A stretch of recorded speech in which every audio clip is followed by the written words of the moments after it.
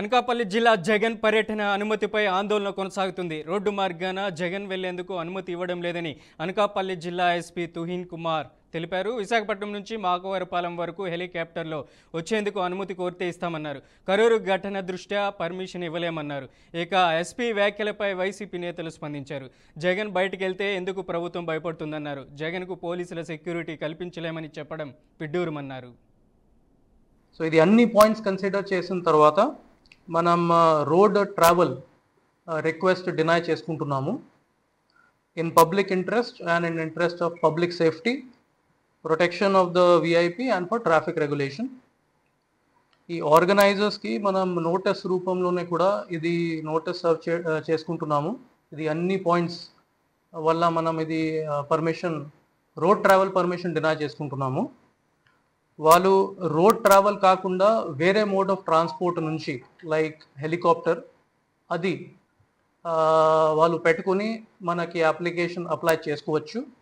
Security audit చేసిన తర్వాత మనం అది అప్లికేషన్ కన్సిడర్ చేస్తాము. ఈ ప్రీవియస్ విజిట్స్ ఏదైనా జరిగింది ఫార్మర్ సీఎం గారికి, అది కూడా చాపర్ ద్వారా జరిగింది.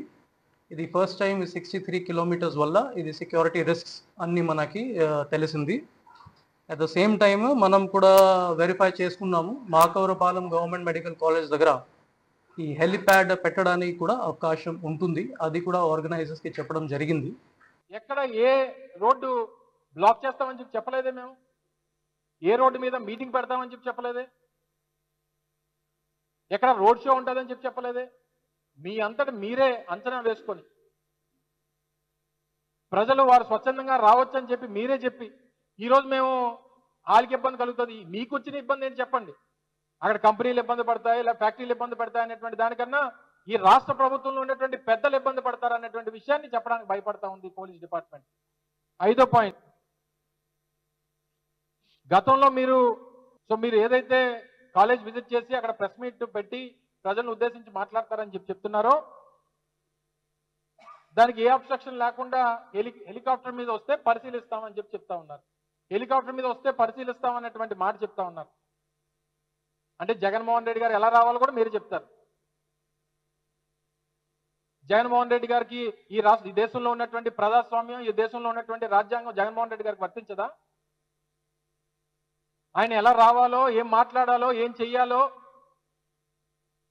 ఇది కూడా ఈ ప్రభుత్వమే నిర్ణయిస్తుందా?